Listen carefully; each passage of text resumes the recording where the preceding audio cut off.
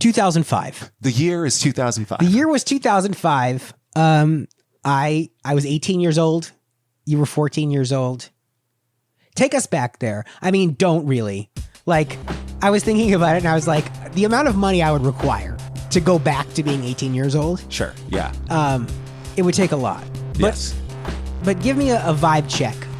What was going on in 2005? Well, I mean, okay. So when I'm thinking about 2005, yes, you're right. I was 14, and removing the music. God, the music is so good. It's so good. It's like a really good music year and not necessarily a very good anything else. Yes. Before we started, I was Googling because I think last time I talked about the movies of 2004. That was a big year. That was like Eternal Sunshine year. 2005 less so. Do you know what won the best picture for the 2005 movie season? Ooh, no. Crash. Oh, this was the year of Crash. So, let that be an indicator.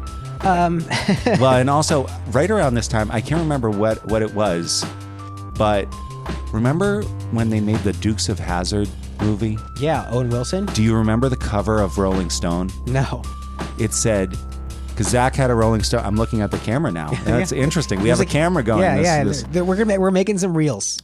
So Zach had this subscription to Rolling Stone for what I assume was 15 years. It came to our house all the time. Yeah.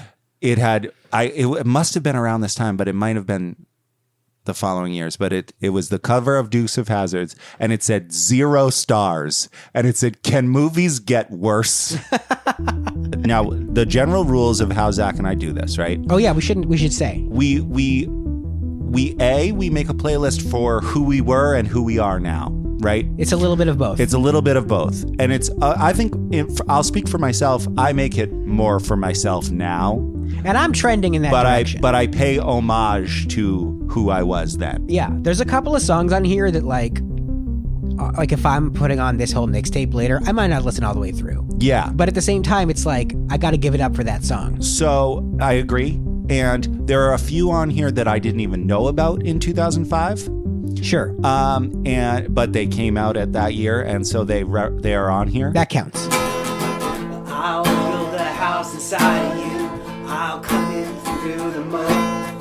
I'll draw 3 figures on your heart. One of them will be me as a boy. One of them will be me. One of them will be me watching you run. Watching you run. Into the high noon sun. Watching you run. Further than guns will go. You are a runner. With a stolen voice. And you are a runner. I am my father's son. My number 12 is paying homage to who I was in 2005. One of my Hi Ghost. Please do not whine through this. It's fine. So I am paying homage to who I was. A very important band to me at this time was the Decemberists. Oh yeah. And my number 12 is The Engine Driver off of Picaresque. Amazing song. Another album where there's quite a few you could pick. Absolutely. The Infanta. 16 Military Wives is a great a Bush era critique. That's true.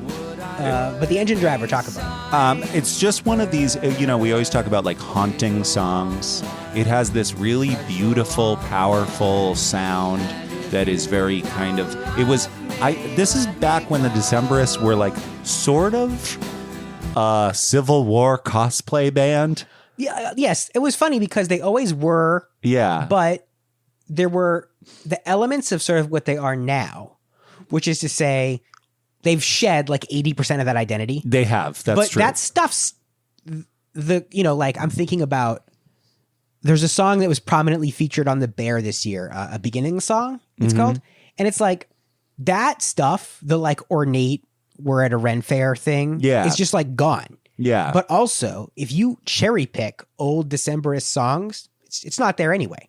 But somehow they don't get lumped in with stomp clap music at all. No, they aren't stomp clap music because of the more, like, they're so similar. Well, but their music is almost more bombastic. than Yes, like it the is. Lumineers. And orchestral. So because it's like too big. I saw them. Because there's be no reason to stomp along with the Decemberists because it's too loud. Right. I saw them in, I want to say 2016, 2017 in Boston, and they were incredible. They were so good live. I can imagine. I think Colin Malloy has like an incredible voice. He does. An underrated voice. Very distinct, very like you always can place who it is. Yeah. And they use, they like harmonize well, but selectively.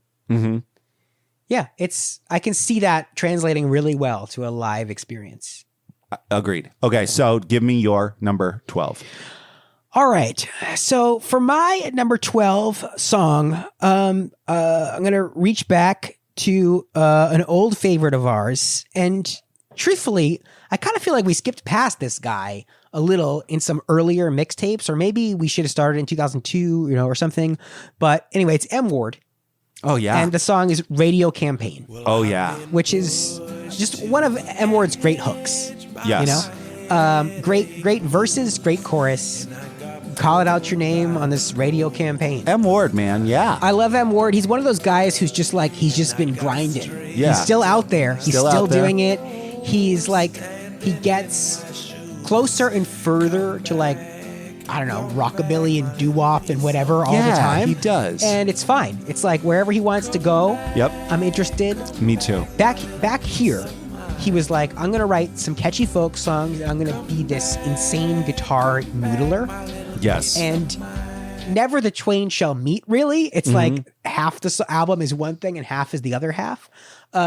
And eventually I think he kind of let the I'm going to shred thing, I'm going to shred until my acoustic guitar almost blows up. Yeah. He kind of left that part behind. So yeah, M Ward. Ward. That's him. That's my number 12. What's your number 11? Shout out to the man. All right. Now, this is a placeholder for all of this album because the album is incredible. I've got a bunch of tracks like that. I know. The album is Plans Yeah. by Death Cab for Cutie. The song I chose to represent it is Crooked Teeth. That's a great song. It's a great song. And, we've spoken before. You know we're not the biggest Death Cab fans. That song always makes me think of, I'm like, it sounds like if bare naked ladies weren't dorks. That's what that song sounds That's like. exactly right. That's totally right. Because it has like the kind of wordplay silliness. Yeah. And it's very bouncy. It's a little bit like the REM song Stand. Sure. But it's it's somewhere in that pocket. And it has so yeah, like I was saying, we've spoken before. We're not the biggest Death Cab fans, We like them casually. Yeah. Like, I was a huge Postal Service fan, so it's not that I don't feel any one way or the other about Ben Gibbard. I just, I just don't know, That being said, one thing that I massively respect and like with Death Cab is their production value. Like everything sounds so good. And this song is like the perfect textbook example of it. When that snare drum hits for the first time, it sounds like a gunshot goes off, and it sounds so crisp and so good. Like, that's one thing that I think Death Cab really had on lock was the sound was perfect. Yeah, very good production. His voice sounds amazing all the time. I'm pretty sure the records were produced by a member of the band. I think so too. This album, as much as I've been now sounding like I'm like, I don't like Death Cab, like this album is a front to back banger album. And so it very much, yes, Crooked Straight up Teeth. from Marching Bands of Manhattan. When that comes on, you're like, damn, we're cooking. Well, and like songs like different names for the same thing. Oh yeah, Like, you're right. Like that song is so good. Really good. So yeah, Iconic songs. Iconic songs. Yes. Yeah. Absolutely right. All right, for my number 11, I'm going to go with What a Wonderful Man by My Morning Jacket from the album Z, Yes. which I think was really my first proper My Morning Jacket album. Right. And it was because we saw this Yes. show with Connor Oberst, M. Ward, and Jim James from My Morning Jacket. And so I don't think I even bought this album. I think you just had it. Yeah, I did have it. Yeah. And I just listened to your version of it. And I think Off the Record was my first immediate fixation. Yes. But What a Wonderful Man is a great song because it's like this, I don't know, it's got to be 2 minutes or less. Like, it's really short. Yeah. And it has this big, giant chorus, and it just rips the whole time. And later on, I was a huge fan of Monsters of Folk. Yep. And the two things I think that Jim James brings to my Monsters of Folk is they're really like chill, lo-fi beats type songs like Dear God, which is like a very popular one. But then the ones that absolutely rock, like what's the song at the end of the album? Losing Your Head. Yes. Losing Your Head, which is just still so much fun. You throw that on a running playlist, you're going to take 30 seconds off your 5K time. You know, it's it rips. So that's when I think about My Morning Jacket. I don't know. There's so many different versions of that band, and they're so popular with like jam band dudes. Yes. So I've never been like 100% in. No, me either. But I think that Jim James is a beautiful voice. He does. Real gift for melodies. Yep. And yeah, this song is it's a party in a can. This album has a lot of good songs on it. You already mentioned Off the Record, which was Off the Record was almost on this list. And I actually removed it to make some space. So I'm glad we're talking about it. You know what kept Off the Record off for me is that the song's basically over at the halfway mark. Yes, that's true. And then it goes into this kind of spaced out jam. Yeah. Which again, the jam band guys, they like that. They love it. Me, I'm thinking about the sequencing of my playlist. And I'm like, this is killing the momentum. Mm-hmm. So what I like about What a Wonderful Man is like, we're in, we're out. Yes, totally. My number 10 is mostly a stand-in for the idea that it is the beginning of a very, very important friendship and collaboration that would go on to make one of my favorite albums ever. It is the first time these two artists are together. It is a song called Road to Zion by Damian Marley and Nas. Aha! So then they do this song on his Welcome to Jam Rock album, Damian Marley's Welcome to Jam Rock album. And which actually was our brother Alex had that album. And so like around this time, but I wasn't really into it, you know, but then like later on in life, I heard this song and I was like, oh, so this is why they end up doing the album. They have an album called Distant Relatives that is a perfect Fire album. It's perfect front to back. And what? I was like Relative Isolation. Yeah, I know. It's like really close. I know. So that's actually funny, and I've never made that connection before. Road to Zion is just a fun, chill kind of song with Damian Marley like pulling out these hooks, and then Nas comes in and starts rapping, and it's amazing. Like it's a great song, and it leads to my favorite album of all time. So one of my favorite albums of all time. I won't say favorite. Well, it's one that you bring up a lot as a favorite. So it's so good. So I think it's familiar to fans of the show. I don't know why people don't do collaboration albums more. My number 10 is a song from a couple of guys that have had a long career at this point, but I don't think I really started listening to this band until I was in college. Okay. So this was post 2005 when I figured out these guys. But this album came out in 2005. It's called Feels. The band is Animal Collective, and the song that I've chosen is called Grass. This to me is like the proto Animal Collective song. It's, these sort of chorus effect kind of guitars and like floor toms and just like kind of chanty, screamy vocals. And it's very strange. Like, I distinctly remember listening to Animal Collective one time in my apartment and Jory being like, what the fuck is this? Yeah. But, and kind of being like, proud that I listened to some music that evoked such a response. But like, still catchy. Yeah. Like, undeniably catchy. As bizarre as it is. And of course, Animal Collective's style has changed so much. And they became so much more popular around like the Merriweather Post Pavilion kind of like electronic band thing. But to me, they will always be 2 to 3 guys with like slightly distorted guitar and just like maybe one drum on the stage with like a delay pedal. Yeah. And to me, that's the essence of Animal Collective and always will be. So that's why Grass is my number 10 song. This is the second playlist in a row that you got Animal Collective on here too. Oh, and that's true. Because I did for 2004. Yep. I don't even know what the album was. Whatever album came out in 2004. Oh, yeah. Who Could Win a Rabbit?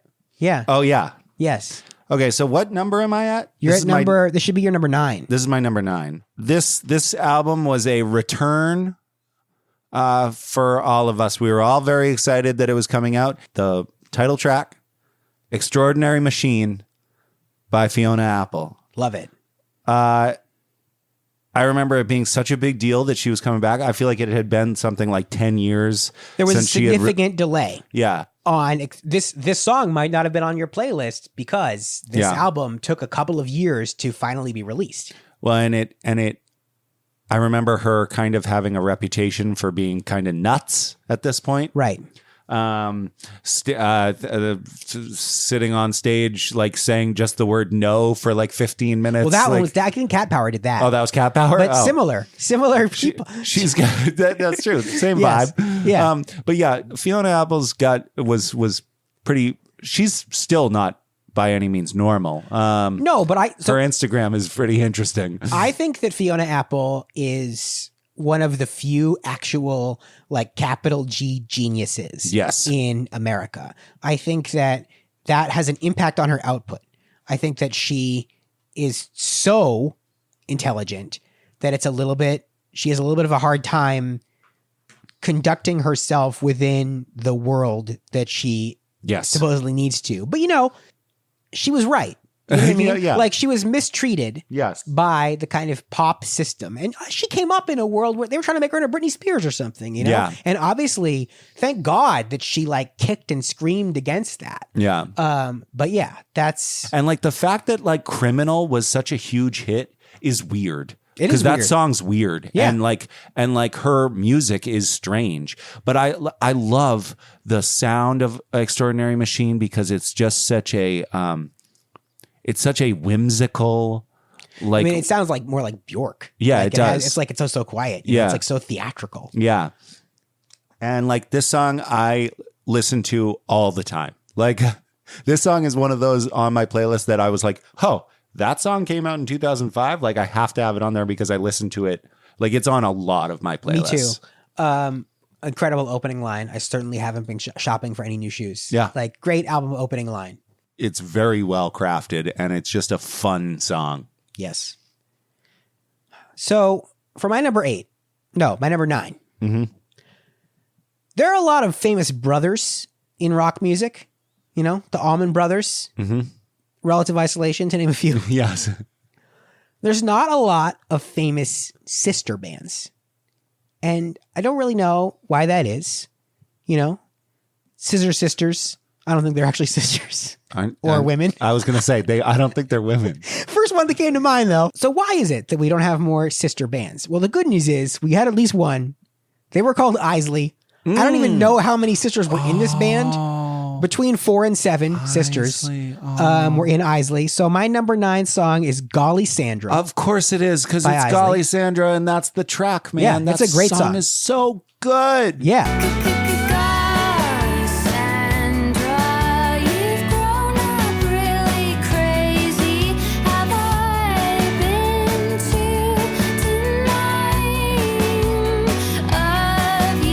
For a person who was kind of coming out of the pop punk world and into the kind of indie rock world, Isley was a great thing to follow along with because like they had songs like Telescope Eyes that was kind of more like an emo.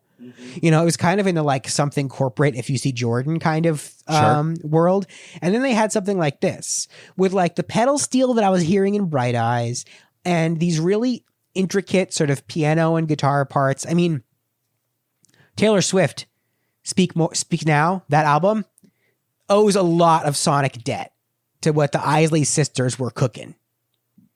Their name is not actually Isley Sisters. I think their band was originally called Mos Eisley.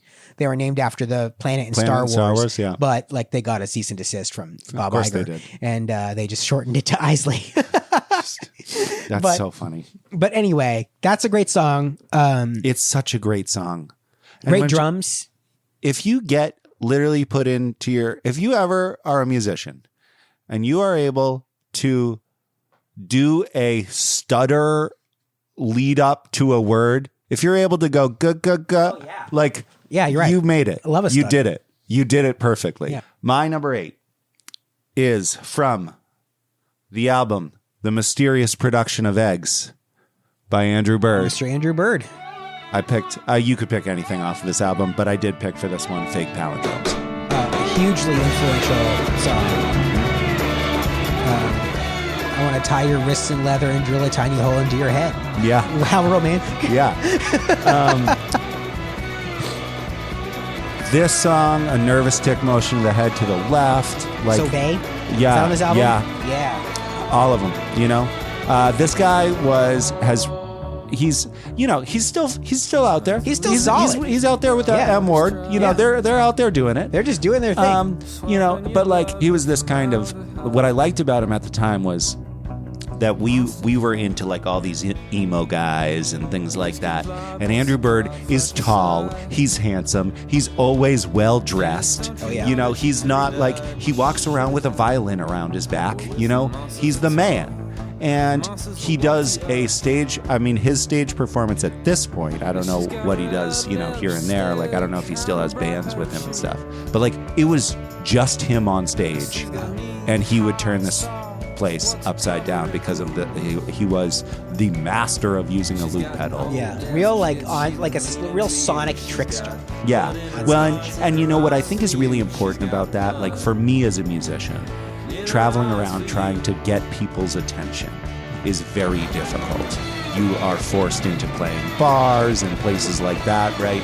So you need that kind of like gimmick on stage, right? It's the drive to try and put on a show no matter what. Yeah. And so I think it comes from that, right? Like you're trying to get crowds to pay attention to you. And you do something like that and you're going to have everybody in the room hooked. I did see him at the music hall. I met him on the street earlier. Yeah. That was cool. He was super nice. And then he played this amazing, he was amazing. And so as much as I don't really listen to him that often now, very much so in 2005 was I listening to Andrew Bird and loving him. Yeah. I there's songs that like, you know, he'll end up with like one song on my Spotify end of year playlist sort of randomly. Like I remember last year it was Give It Away, which is just a great, real satisfying. He's got an ear for melody for one thing, you know, which I think comes with the territory of being like a really crack violinist. Yeah, that's true. Like he's just got this ear for it. Yeah, I mean, he plays around like, you know, sometimes he would just play with Dosh, right? That drummer. Martin Dosh. And sometimes now he plays like folk music with John C. Reilly. I know. You know? Yeah. He's out there. He's doing it. And so is John C. Reilly. My number 8 is a better version of me, Fiona Apple. Oh, that's funny. Same record. Wow. I just, you know, and I thought about Extraordinary Machine, but when I think about Fiona Apple, I think about the way she plays piano. Mm-hmm. I don't think anybody else plays piano like Fiona Apple. No, I agree with that. It's like that, like really fast cranking on those low notes that makes that almost like groaning kind of sound. And it's like, I don't know. It's nobody else does it like her. It's really bouncy and fun and funny. It has lots of wordplay. This is a song that has the lyric, after all the falderall and hauling over coal stops, what did I learn? Like, holy shit. You know what I mean? Like, that's amazing. Yeah, Capital G genius. That's what I'm talking about. Yeah, yep, totally true. So yeah, Fiona Apple, better version of me. Great artist, you know, one of the great American artists. And the also, most by the way, album, Fetch the Bolt seriously? Cutters, is unreal. Yeah, that's true. Also, but when you say just actual real good American, do you know that she spends her time as a courtroom observer? Yes. Like what? Yeah. You know, like, I love it. Yeah, making sure people's constitutional rights aren't violated. Yeah. Amazing, lady. You're amazing. Fiona Apple. Fiona Apple, everybody. Huge fan. This podcast, huge fan of Fiona Apple in general. Her day-to-day activities, her opinions, her music. In that order. In that order. So, all right. We're down to 7. This is your number 7. Okay. We are heading into potential overlap territory. Yeah. It is from the album Gimme Fiction. Hell yeah. By the band Spoon. And I picked the song I Summon You. Nice. Because it's such a good song. I'm glad you picked this one. Because it is a great song. I remember like someone saying one time they think it's like the ideal rock song, basically. It's so good. It has this amazing acoustic opening, and boy, oh boy, when those drums hit, it's such a good beat. and it's perfect. It's a perfect song. Around this time, they did the music for Stranger Than Fiction, the movie Stranger Than Fiction. Oh yeah, I remember that this album being like heavily utilized as far as like a lot of like instrumental tracks. you're right. Yeah, I remember that too. And yeah, this was when I caught on to Spoon. Maybe it was in the years after this. Maybe I didn't know right away, but like I became a huge Spoon fan for a very long time. Still am. They're still putting out bangers. Again, they're still cranking it out. This is like a theme for a lot of these 2005 artists. Yeah, These that's guys true. are still at it. Still 20 at it. years later. Well, and Gimme Fiction is my favorite album by them. Me too. It's one of those albums that is perfect front to back. I could have picked any song off of this album and felt the same way about it. Now, for my number 7, it's actually funny that I just said that I chose Better Version of Me because of how it exemplified to me the typical Fiona Apple sound. Okay. And this next song I chose because it exemplified an atypical sound from an artist that I thought was sort of always going to sound one particular way. Okay. The song is called The Denial Twist. The band is the White Stripes. Okay. So this album, right? This is the album that had Get Behind Me, Satan is the album. Blue Orchid was the lead single. Right. And it was, when that single came out, it was fairly different in terms of the White Stripes sound. That is true. I had always thought that because they were a guitar and drum only band, Yes. they had to be a guitar and drum band. Right. And The Denial Twist and several other songs on Get Behind Me, Satan are piano and drums. Right. And, there's other stuff too. Right. And I did start to realize, like Jack White can play more than one instrument, so he can just play whatever he wants in the studio. Right. And then live, they can figure it out. But as a, 17-year-old, I didn't quite have that idea down yet. Like that still was kind of news to me. But I guess I just loved what this did for expanding the sound of what the White Stripes could be. I agree. It was really, I don't know, I remember this song in particular being really exciting. So I agree. And I will say that we can just blend this right into it'll be my number 6, right? Yeah. Because one of the songs that is in this, I'm just pushing an order, but my next song was going to be Doorbell, my Doorbell. Oh yeah. Okay. Which is like the other one. It's the other one. Yeah. And I actually think I like your choice better because I think the Denial Twist is actually a better song overall. But I think when My Doorbell peaks, Yeah. it's really good. So this is we've reached the mountaintop for the White Stripes. This is the album. Yeah. This is it. Like Yeah. this is a amazing album. They were huge at this point. Yeah. Like people were going nuts for them. Seven Nation Army had already happened at this point, right? Yeah. So Seven Nation Army had already happened. Then they become the biggest band in the world, Yes. or one of the 5. And then you have this immediate drop off, right? Because Icky Thump was still huge, but like it was like the fire was over or something, where I didn't feel the same way about them anymore. Well, I think there was like they belonged to everybody thing that was happening at that point. Which is great, and I love them, and it doesn't stop me from loving Jack White and everything that he does. But sometimes it makes it harder to get excited about it. So it was kind of like this was the album. Get Behind Me, Satan. They're like the way that they looked at the time, like the fact that he was sitting on a piano live and like hitting an electric guitar that's just sitting on a rack, and it's just making this crazy noise. He was like on fire for this point. The sound was so different from what they had been doing, but it still was very like it wasn't like I felt like their identity had left them or something. When I had sort of not followed a lot of Jack White's I listened to his most recent album. Yeah. And I was like, this is good. However, the lyrics are so dumb that I have an incredibly hard time like getting past how silly it's like the kind of infantile White Stripes style lyric that he was doing, not by this point, but like in the early days of the White Stripes, like I could tell that we're going to be friends, right? Right. That like works. Yes. But then it's like, when he's still doing his, like whatever the most recent album was, it was just like, I don't know, dog with a frog on a log or whatever. You're like, you know what, man, you're like 50 years old. Yeah, I agree with that. And so I've been disappointed by his later career, but I almost feel like it's not for me. Like it's for somebody else, which is okay. I felt a lot of affection for Jack White watching Questlove's music documentary about SNL. Yep. Because there's that kind of section where Morgan Wallen breaks COVID protocol, and then SNL is like, who do we know kind of thing. Right. And Jack White like shows up for them at the last minute. Yeah. And is able to like do what they need and cover that hole. And it was around that time watching that documentary and watching all the SNL 50 stuff that it really occurred to me that like Lorne Michaels has his favorite kids. Sure. And it's not just the performers, it's also musicians. Yes, I agree with that. And like the White Stripes, Arcade Fire, and St. Vincent are all like Lorne's favorite kids. Yeah, I agree with that. And like they must know that they can basically just like walk on to Saturday Night Live whenever they want. It's kind of surprised that St. Vincent hasn't gone back in a while because she has. I mean, I would sort of support Arcade Fire. I don't know, maybe practicing a little bit before they get up on stage, but whatever. I mean, they just came through.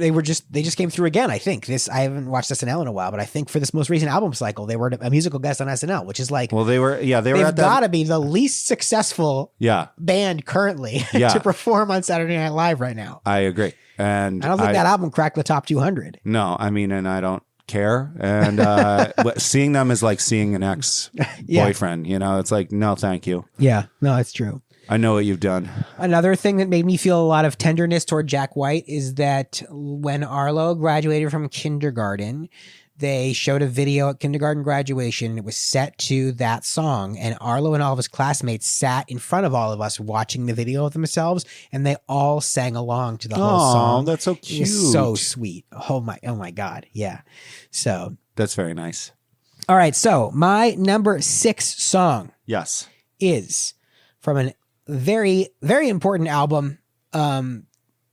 I think kind of the last great album from this band. First Impressions of Earth is the album. And the song is called You Only Live Once by The Strokes. So I successfully mapped out that you would pick this song. Oh, yeah? And I did not include it on my list because I really wanted to. And so I'm glad that you did it. It is, I agree that it's the last great album by them. I mean, Undercover of Darkness is a great song. That was a later Strokes hit, but the album itself was like hit or miss. And like the Open the Door album or whatever it was called, something. Do you remember, Sarah? The one that has the adults are talking on it. Yeah, yeah, I like that song too. So I'll hear that like at a brewery every once in a while, and I'm like, whoa, yeah, the Strokes still got moves. Yeah, they do. Oh, yeah. And I mean, I love them so much. It was amazing to see them at that Bernie rally. That was awesome. Yeah, they played this, which was like, one of those moments where you're like, oh my God, I get to hear them play the song, And it's weird for this to be the song, and it kind of is. Yeah. Like if I were to make a top 10 Strokes songs, I might put this at number 1. I would too. And it's not from Is This It? No, I know.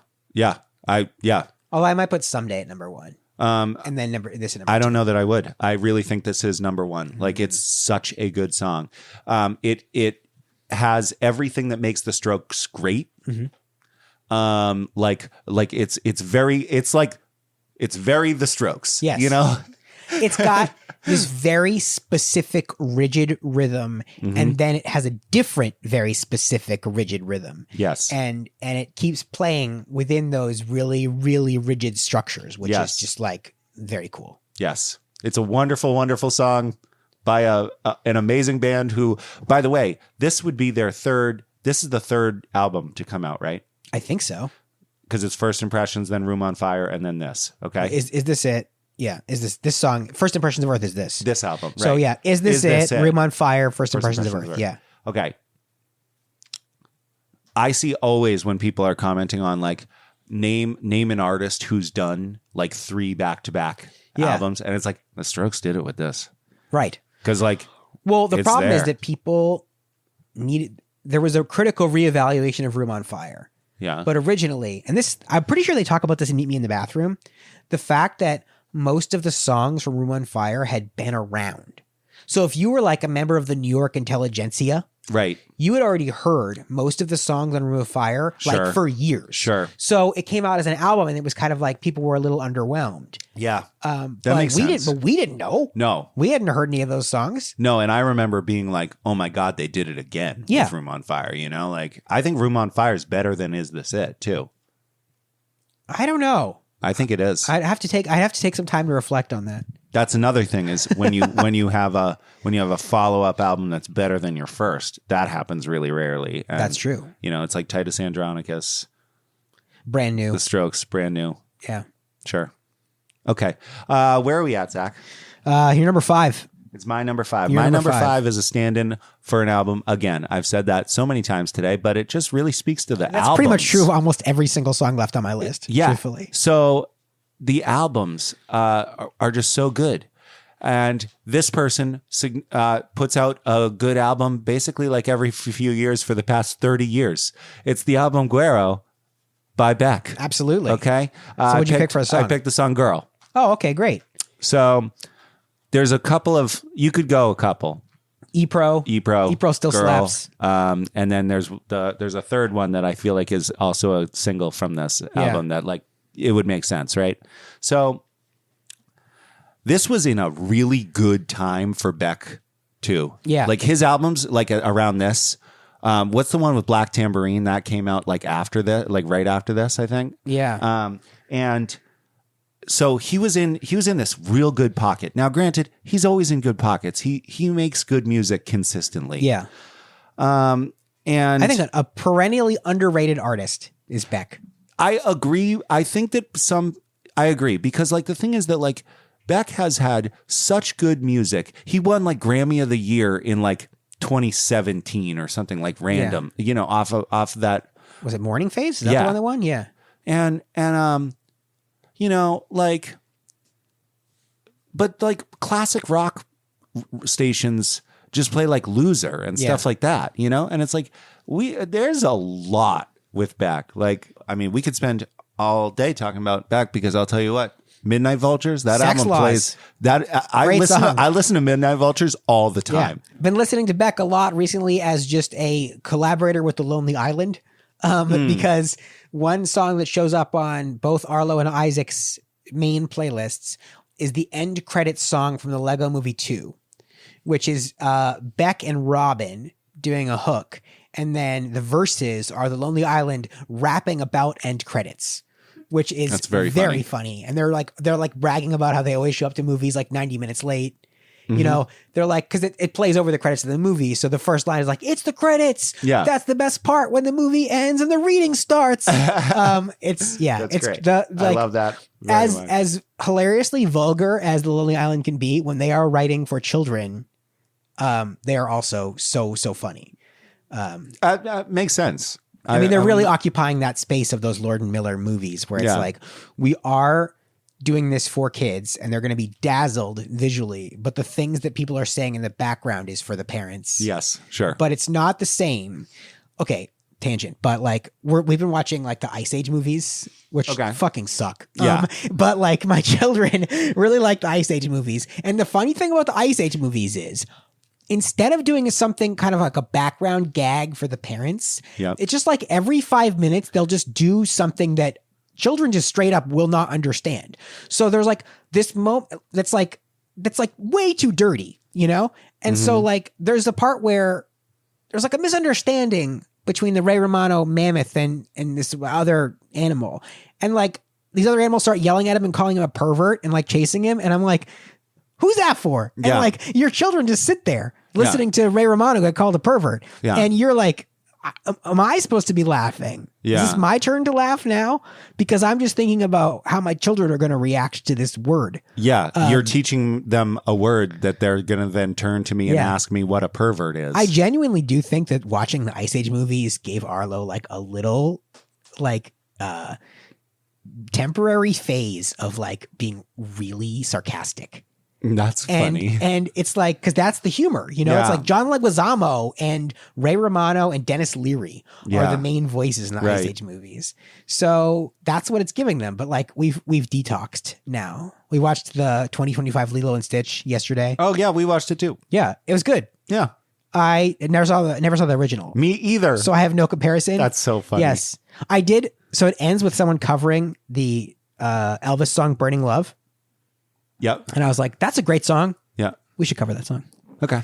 Anyway, for my number 5, it's "Light Pollution" Yes. by Bright Eyes. So Yes. 2005, 2 Bright Eyes albums. We've talked about this a lot. We have. I'm Wide Awake It's Morning is the acoustic, folky, 70s singer-songwriter inspired album that is kind of saying like, what's happening to the world? Mm-hmm. Digital Ash and a Digital Urn is the glitched out, beat heavy, darker, bleaker, dancier album that is really kind of saying like, what's happening to me? And let's do some drugs about it. Yeah, and well, it's an album that's so about reckoning with like problematic substance abuse, basically, and all this wondering about what happens when we die. And I think that the album actually really climaxes with "Light Pollution," Okay. which is a song about a guy he used to know. Johnny Hobson was a good man. He used to loan me books and mic stands. Yep. And he tells the story of this guy, crashing his car and dying. Basically, that's what the song's about. And and it peaks with that. And I'll bet the stars seem so close at the end. And it gets so big. And I think it exemplifies the way that Conor Oberst can build and build and build. Yes. Like we didn't talk that much about the most recent Bright Eyes album. No. But one of the best songs on that album is Tin Soldier Boy. And it's not that good, but it does this. It gets big. Yeah, it's like, that's true. Like, you're like, this song's not very good. The weird line about like a shitty Scorsese movie is like, it seems misdirected. And it just doesn't, something about it doesn't sit right with me. However, when that big chorus kicks in, our days are numbered. You're like, shit. Yeah. He knows how to do this. Yeah, he does. Now I do as I please, and I lie through my teeth. Someone might get hurt, but it won't be me. She'll probably feel cheap, but I'll just feel free and a little bit empty. It isn't so hard to get close to me. There'll be no arguments. I will always agree. I'll try and be kind when I ask you to leave. Both take it easy. So when I tried to think about what song from Digital Ash would take its spot on this list, I thought there are other songs that are way more Digital Ashy. They're way more like glitch, beat, whatever. I mean, Goldmine Gutted might be the best song on the album. I think it might be Hit the Switch, but I agree. Also, I like Hit the Switch a lot. You're right. So, but for whatever reason, I was like, you know what? This playlist, it's crying out for a song like Light Pollution. Sure.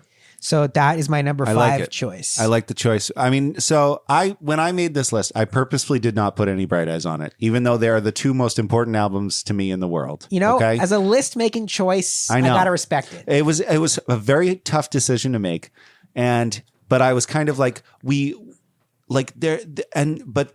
but I like your choice of like, this is what this playlist needs.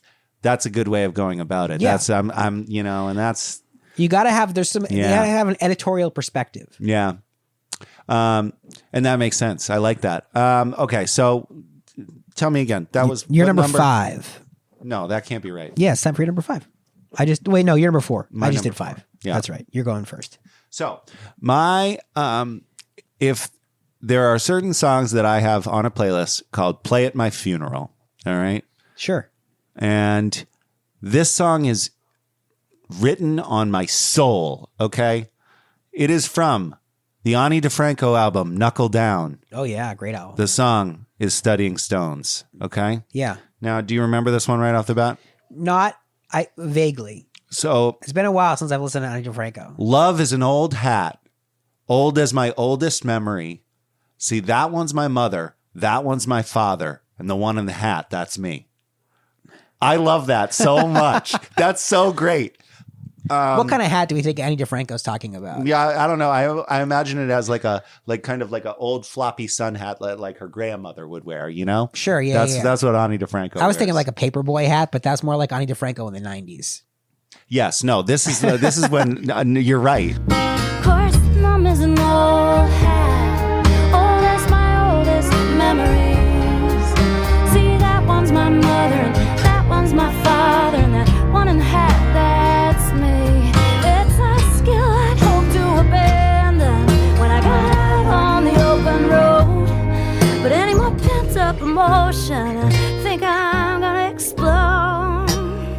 Yeah, Studying Stones is one of those songs that just the imagery of it, the sounds, the way that she plays her guitar. Perfect example of like Fiona Apple playing the piano a very specific way. Ani DeFranco plays the guitar a very specific way. And this song really has that. I've tried mapping out how she plays this song. I can't figure it out. The chords are like so weird and different. And like, I can't even figure out what type of tuning she's in, you know, like she's on a whole other plane with her guitar playing. She seems like the kind of person who would wear those, like the picks on her fingers. You know what I mean? Like she might be that level of. I agree. But the like, it's like, you know, as a musician, you like, you know, and I'm a pretty good guitar player. Sure. I listen to Ani DeFranco and I'm like, I don't even know these chords. Yeah. Like you're deep into the book, man. Yeah. I'm, you know, like, so that's one thing I love about Ani DeFranco. And the reason why it is my number 4 is solely based upon what I had to put for my last 3. It really could be number 1. I love this song so much.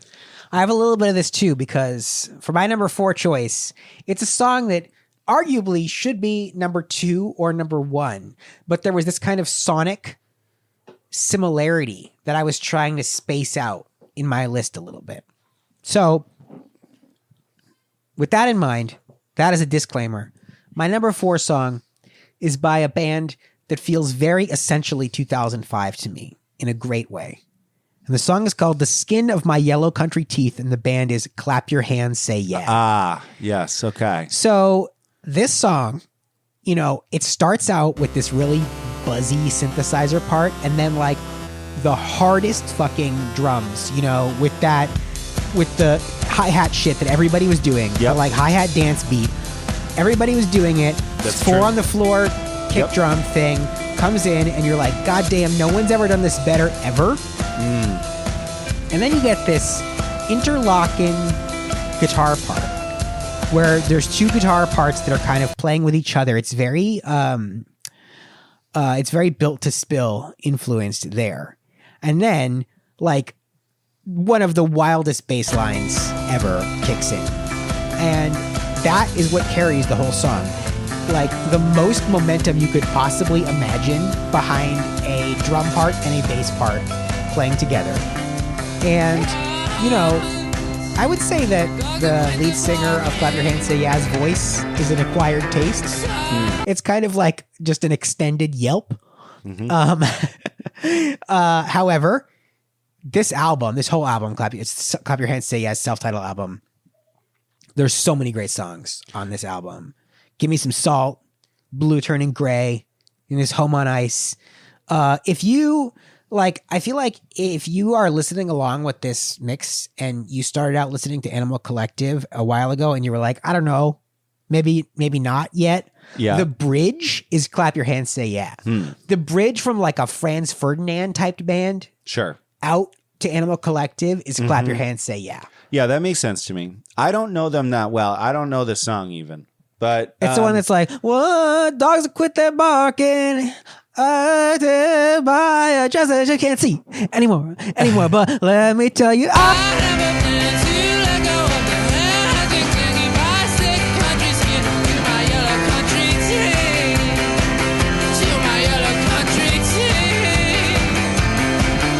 oh, that last part sounds familiar. great song. Clap Your Hands Say Yeah. They have 2 great albums. I don't know if they ever released anything else. But Yeah. This is it was, clap your hands, say yeah. Like if somebody else asked me about them, I'd be like, oh yeah, they were totally like my brother's band. Like I didn't listen to them. Well, they were a that Philly often. band too, so I think being in Philadelphia Yeah. in 2007 is kind of what actually even caught me onto their wavelength. I don't Yeah. know that I would have ever. I don't know they would have ever made their way across my transom otherwise. Well, I don't know because I mean, Sarah listened to clap your hands and say yeah, didn't you? A little bit. So I was going to say I think they made it into the ether later on. yeah. On their second album, Yankee Go Home, is like a really Yeah. good album, really good song. Okay, I'm at number 3. Yes. Yes, your number 3 song is here. So this is very much. I used it too much. Now I don't like saying that it's a stand-in for how good the album is. That's something we've established that all of our remaining songs are stand-ins for how good the album is. I know, but now I feel silly because I've said it every time. Okay, so this was this was a band that I started listen. I definitely listened to them when they were coming out, but then as like a young 20-year-old, I really started listening to them. The band is Gorillaz. The album is Demon Days.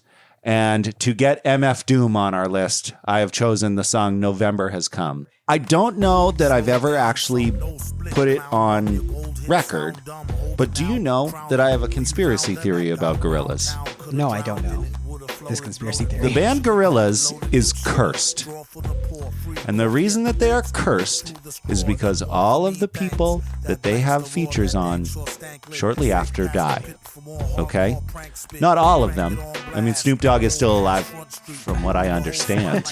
I mean, all right? not spiritually. But, you know? but Bobby Womack, MF Doom, Lou Reed, all of these people. Okay. Okay. All right. Yeah. All right. Okay. Like, and there's more.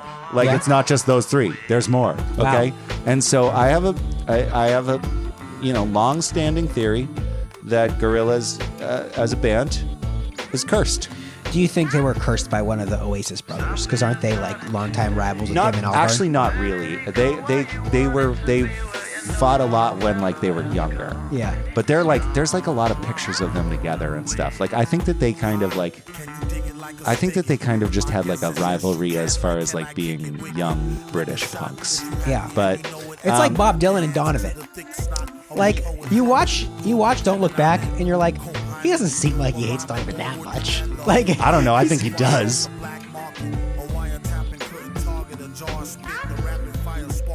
Gorillaz are amazing. They're my favorite band, and have you ever seen the tweet that's like making fun of what every Gorillaz song sounds like? I don't know. It's like, hold on. I know what to Google. I know what to search for because I need to Google Flimsy Steve. So it's guest rapper on Gorillaz song. I've been in ends since 10 kicking product around the bend. My mom died of tuberculosis. I'm slipping into psychosis. Damon Albarn on the chorus. Ooh, Flimsy Steve. Where did you go? What have you seen? That's very accurate. Yeah. That's Well, you can imagine some like British rapper like Wale, doing that kind of exactly that kind of wordplay. Yeah. Or like MF Doom, but MF Doom would be even wordier. well, and I was gonna say the MF Doom's rap in this song. Slow it down some, no split, clown bum. Your gold hits sound dumb. Hold it now, crown 'em. Where'd you found 'em at? Got 'em round town. Coulda drowned in it. Would have floated, bloated, voted. Sugar coated, loaded hip shooter. Draw for the poor, free coffee at the banks. Hit through the straw, none more for me, thanks. Amazing MF Doom. We love him. All right, so my number 3 is a song from a great album. Like you, I couldn't quite decide what to choose. So I chose The Beast and Dragon Adored. This is Spoon from the album Gimme Fiction. This song, I got a feeling, and then it got to me. Great line. Mm-hmm. I love this song because of that big powerful chorus, but also because the intro to this song sounds like Led Zeppelin or something. Yeah. It's like prehistoric. It's gigantic. It's so fucking cool and like almost scary. Yeah. You know, when it starts, you're like, what's gonna happen? You know, and then it's like, don't worry. It's like, it's Britt Daniel. These guys are from Austin, Texas. Chill They're gonna vibes. be cool. Yeah. Yeah. But yeah, that's, I don't know. I've always loved this song. It's a really powerful album opener. Yes. It's just, it feels cinematic to me, which is always like a big thing for me. So yeah, I love it. It is. Love I mean, Spoon. Love my guy Britt Daniel. well, like you said, Gimme Fiction is a perfect album. And you know, if you're talking about perfect albums, the opener better be solid. You know, it true. really truthfully is. If we tell you one thing today, go listen to Gorillaz and Spoon. Yeah, sure. Mm-hmm. All right. Time for your number 2 song of the 2005 mixtape. On the same vein as Studying Stones being tattooed on my heart, there's another song, and it has what I think is important about it is like the sonically there is something captured in this song that only a few songs have, and like I've been chasing that ever since, like to write a song like that. Yeah. I don't like talking about Ryan Adams, but Ryan Adams has one song called Pearls on a String that has that. But anyway, this song is this is the dictionary version of it, okay? This song is Decatur, a round of applause for your stepmother, from the Sufjan Stevens album Come On Feel the Illinois. Yeah. Could there be a more Sufjan Stevens-esque title? Probably not. I mean, probably he not. certainly tried. No. And this song has very funny, crazy lyrics. Chicken mobile with your rooster tail. I had my fill and I know how bad it feels. Like, what? But that being said, perfect song.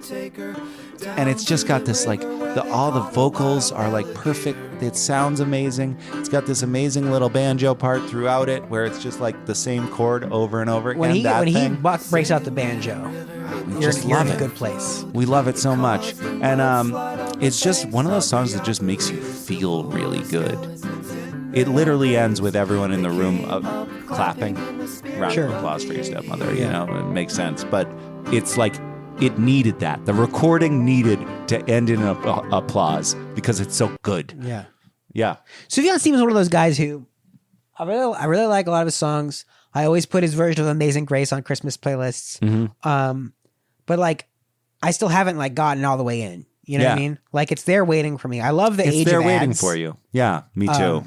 But the more standard Sufjan stuff. Yeah. And even like, you know, I remember this from like, this is very like Little Miss Sunshine coded, you know, this album and this sound. Yeah. But it's like, it's an iconic sound, and he's the one who did it. You know, there are imitators. Yeah. But Sufjan Stevens is a standard bearer for that. Well, and one thing that with Sufjan Stevens, which is you know, I'm sure people who are bigger fans of his will disagree with me, but like a lot of his music is sad.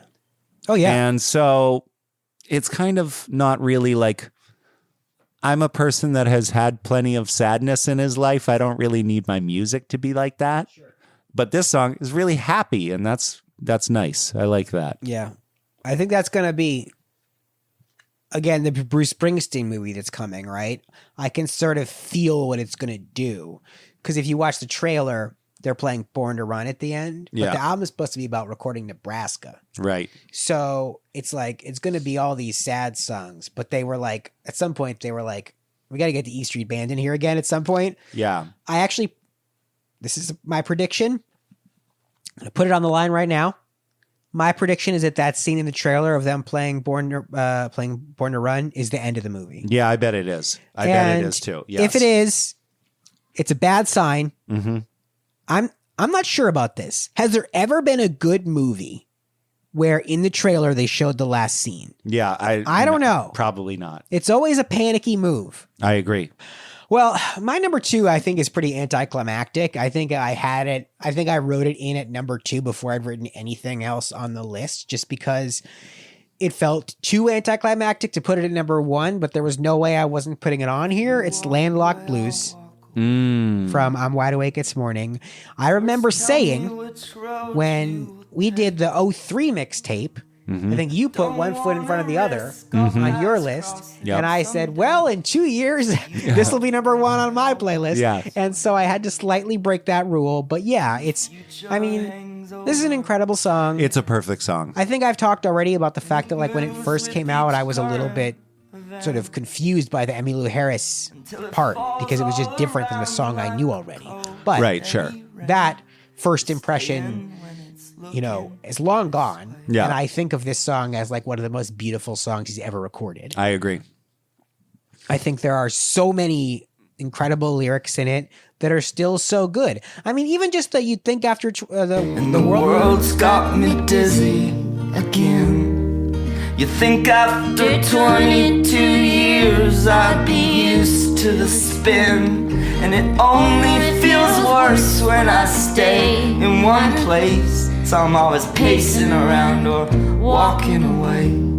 Yeah. God, that's amazing, right? It really is. And he wrote it when he was 22. And he wrote it when he was 22. Son of a bitch. I know. And of course, when he re-recorded it recently, he changed it to 42 years. Yeah. So, time comes for us all. But Yes. but this is and always will be an incredible song. It's a beautiful song. I love it so much. Landlocked Blues. Great title. Just a Yep. great song. It is. Anything you want to say about that one? No, because we've already, Yeah. we've said it. We say a lot is. about Conor It's Oberst, but it's perfect. deserved. It is. It all is. It's. We've got high hopes for this it's all Kids Table true. EP. Every word of it. Although I will say I did put on that First World Blues ska song, and I Yeah. was like, I don't think I can listen to this song. Nah, I'm all set. I made it about 30 seconds in, and I was like, I'm tapping out. Yeah, I think I listened to the whole thing, and I don't. And there's a new single now. I don't like and it. I listened to it, and I don't remember it. Bad sign. Yeah. Bad so sign, we'll folks. see. I mean, Bells and Whistles grew on me. Yeah, From the last Bells and album? Whistles is a fine song. But the problem that I had was that I didn't want Bells and Whistles to be the best of that album. And it was. And I think it kind of was. Yeah, it's tough. Now, it did teach me that dice game, and I love playing that dice game. That is a fun game. Yeah. Hey, so, with how we round this out, right? Yeah. My choices were a mixed bag of things that I was about when I was younger and things I'm about when I'm older. Yeah. I put my number one is from a band that I did not listen to until I started working in kitchens when I was 18. And it very quickly became one of my all-time favorite bands. And this is one of my all-time favorite songs off of the album Shinola Volume 1. It is the band Ween, and the song is Gabrielle. Nice. Now, I sent this song to you. Yeah, you did recently. Like last week. Yeah. Yep. So I know that you have listened to Yeah, it, right? I have. Because Zach is a person that is fighting me tooth and nail to not listen to Ween. I've tried so That's hard. not true. Hold on. That's not true. I've listened. I know. Have you? Didn't I make you? Or no, it was Gorillaz that I sent you a playlist of Gorillaz stuff. And I've right? listened to some Gorillaz. Yeah, I know. like Up on Melancholy Hill. Mm-hmm. I like that song a lot. Mm-hmm. Yep. But yeah, no, well, make me a Ween playlist. I'll get initiate me. Well, I totally will, because I will tell you, Ween is one of those bands that gets roped into the jam band thing because they are like so famous for their live show. Yeah. But like their albums are not jam bandish. Their albums, what I love about them too, is that they run the complete, they have no genre. Yeah. They put out a country album called 12 Golden Country Greats. There's only 10 songs on the album. Isn't that great? That's very funny. They are incredible musicians. So when they're playing country music, it's the best country music you've ever heard. But it's funny. And they're very they are basically like making fun of all sorts of different things all the time. I think "Don't Stop or We'll Die" is very much in the tradition. They kind of do that too. Yeah. Yeah. They kind of do that too. And so like Ween is a very misunderstood band, but they are also, because it's like they're widely adored by jam band people because like they will go on live, they'll go on 15-minute benders or whatever it is. But like that's not the albums at all. Interesting. And like that, I love this song so much. I mean, that's true of the Grateful Dead. Yeah, that's at least true. early on. Yeah, that's true. Well, and so like Gabrielle, this song that I picked, is what I love about it is it's so hard rocking compared to like what they normally are like. Like this is like a straight up punk song almost. But it's got this big, huge chorus where he's just saying her name over and over again. Yeah. And then it busts into an awesome face melter guitar solo. And they're just amazing. I love them so much. They're such a good band. I love it. Ween. They're such a good band. They should get that on a t-shirt. Yeah, exactly. Sometimes I feel like my old man. That's hard for me to say. And sometimes I just lose my head. Don't know why I get that way. I do love that kind of joke with the title of the album. It's like the Traveling Wilburys. You know what the first Traveling Wilburys album is called? I don't. Volume 1. Do you know what the second Traveling Wilburys album is called? What? Volume 3. That's funny. That's great. Yeah. It's a pretty good joke. I like that we're being very true to ourselves with our number one picks. Okay, good. For me, for number one, they say it's in God's hands, but God doesn't really have the best goddamn plans, does he? I was thinking about the wonderful band Wolf Parade and their iconic, perfect, no skips, wall-to-wall album, Apologies to the Queen Mary. And I was listening to it and I was thinking, what is the most Wolf Parade song on this album? I always love playing, the song You Are a Runner and I'm My Father's Son. Yeah. But that song trails off in this jam for a long time. I can't believe you're not picking this song. There's also a couple of other guys. There's two lead singers, right? Mm-hmm. The other guy has kind of this like scratchier voice that I also like. But again, to me, this guy with the really frantic voice is the sound of Wolf Parade. I agree. So the song is Dear Sons and Daughters of Hungry Ghosts. And to me, this is the song that sounds the most like Wolf Parade. If I had to tell someone what Wolf Parade was like in one song, this is the song that I would pick. It's bouncy. It's got this churning synthesizer. It's got really interesting and kind of stabby guitar parts. And, this is the la la la la la la. Mm-hmm. I've got one, I've got also la la la la la la.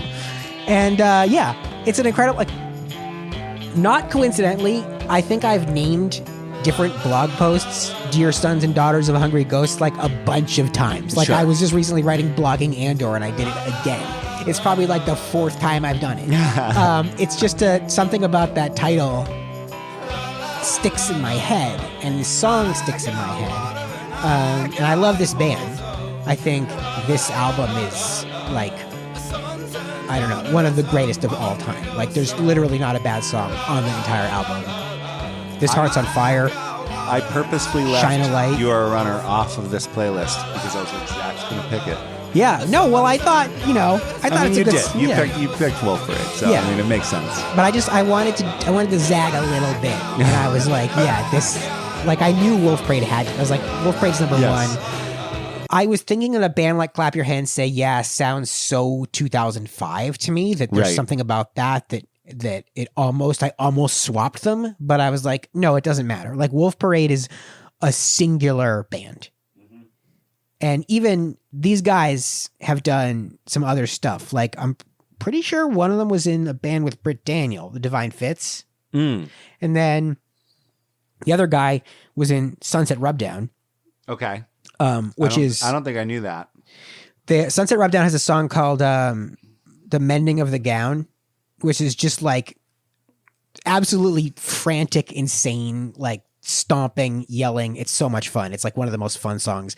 It's the kind of song that sounds like it's falling apart. And if you listen to it too many times, it actually sort of does. And then you like can't listen to it for like a year. It's that kind of song. But yeah, I don't know. If you're not on the Wolf Parade bandwagon yet, you're 20 years late, but don't feel bad about it. Like just jump in. You need Beck, you need Gorillas, you need Spoon, And Wolf Parade. and Wolf Parade. Yeah, That's yeah. what you need. Those are the major takeaways from the 2005 mixtape. So, thank you everybody for listening. I'll put a link to a playlist. Here's what I would like. Here's what I would like to hear from the audience. I know a lot of people listen to this episode, so this is what I would like to know. I know that a lot of people have left Spotify. I understand. I understand that. I think it's a totally fine stance. I can't get Apple Music. I'm on a Google phone. Tidal seems weird. I don't know. I might be stuck where I am. We're on Tidal. Yeah? No, I mean relative isolation. Oh, yeah. Well, that's good. Just saying. I'm grandfathered in to an old Hulu account where I get Spotify for free. However, Hulu is sort of going away. So if I lose this, if I lose my legacy grandfathered Spotify account, I might consider an alternative service. But the good news is, there's no moral consumption under capitalism. I don't think I'm really paying for Spotify. Yeah, I was going to say, yeah. I think Disney's taking all of that money. So anyway, I would like to know, is there a way I can create a playlist in like a format where if you just open it, it could populate in Tidal or in Apple Music or in Spotify? Does such a service exist? And if not, will someone invent one? Because I would love to be able to just have a link on these episodes that you click on it, and whatever your preferred streaming service is, it opens. That'd be amazing. Why doesn't anyone do that? You might not want to put this out on the podcast. This might be like an amazing idea that you should take to some developer. I don't have the time. Yeah. But I agree. I would love that service. Yeah. That'd be amazing. Somebody else could take it and, think of something. Oh, also, I forgot. I'm not even on that Spotify playlist. That's Christie's. The one that we're not even paying for. That's Christie's. That's the iPad Spotify account. My Spotify account is paid for by a listener of the show, Aaron, who set me up on his family account years ago. And hopefully he still remembers that I'm there and doesn't kick me off. You should not be saying these things on. Thank you, Aaron. I love you, buddy. I wear my Hollow Fawn shirt all the fucking time. Wow. So This is, yeah. I'm out repping Hollow Fawn in these streets, Aaron. Shout out Aaron. That's very funny. Yeah. I agree. Shout out, Aaron. All right. Wow. Pretty good. All right. 2005 mixtape. We did it. Yep. Bye. Bye.